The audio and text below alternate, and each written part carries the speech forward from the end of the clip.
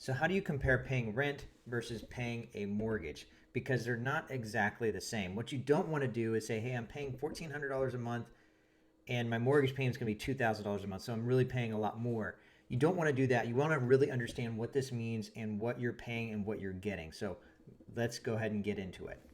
Okay, so before we understand the differences between rent and mortgage, you want to know what a mortgage payment actually includes.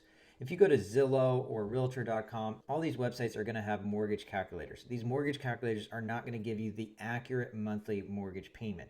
So if you want to know the accurate monthly mortgage payment, let me know. I can tell you exactly what it's going to be. But this is what you want to make sure has in that payment, because you will have to pay all of this in one payment. So you have your principal and interest payment here. You have your property tax payment, that's property taxes. You have mortgage insurance. Now, mortgage insurance is an insurance that you pay if you're putting less than 20% down. I did a completely different video in this class on what mortgage insurance is and how you can avoid it. Make sure you watch that video. So you have mortgage insurance and homeowners insurance. Homeowners insurance is like fire insurance in case the home burns down. The home will be insured. So you want to make sure all of this is included in your mortgage payment. Now, this is an example of a mortgage payment versus paying rent. Let's say you're paying rent of, let's say, $1,400, and maybe you're paying $20 for renter's insurance. So $1,420 total. And you compare that to, let's say you're buying for $300,000. That payment, let's say, is going to be about $2,300. Now, this payment here, principal and interest, the property taxes, homeowners insurance, and that mortgage insurance, that total is going to be $2,300 at $300. Now, right now we're in September of 2023. Interest rates right now are about 6.75% for a first-time home buyer. So you might be thinking, Pete, this doesn't really make sense for me to go from $1,400 to $2,300. What are you getting? What are the differences? How does it work?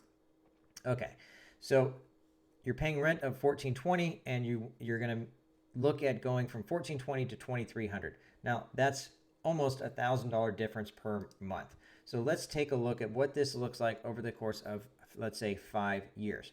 Well, keep in mind, your rent every single year is going to continue to go up. That rent payment of $1,420, the next year it's going to be higher. The year after that, it's going to be even higher.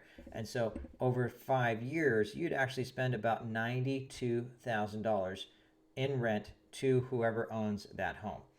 If you purchased, let's say you bought for $250,000, or let's say you bought for $300,000. If you bought for $300,000, you'd spend $142,000. Now, that's roughly $50,000 more than paying rent. I understand that. Rent's $92,000, you spent $142,000. Now, of the $142,000, you spent $19,000 and paid down your principal of the $142,000. It's principal reduction. So you actually only threw away about $30,000 by buying this $300,000 home, but you really didn't throw away. And the reason why is because that home that you bought for $300,000 increased in value to $364,996 based on a 4% market appreciation. Now, this $364,000 is the new value based on 4%. And renting, there is no value appreciation. In fact, every year in the next that 6th year, that rent's going to continue to go up. And so the mortgage balance in that 5-year period is only going to be $274,000. So in a 5-year period, you could have close to $90,000 in total equity. This is assuming that mortgage payment stays the same for 5 years. Remember, this is a 30-year fixed mortgage. The rent is going to continue to go up. The mortgage stays the same. The mortgage never goes up. In fact, if rates come down, you'll have the opportunity to lower this mortgage payment of $2,300. Rates come down, let's say rates go to 5%, you could refinance that mortgage and get a lower mortgage payment, whereas this rent is going to continue to go up. And so this is why it would make sense for you to spend an extra $900 to $1,000 to purchase your first home, because now you're building wealth for you and your family. Think of the extra $1,000 as a forced savings account. So this is the difference between renting and buying.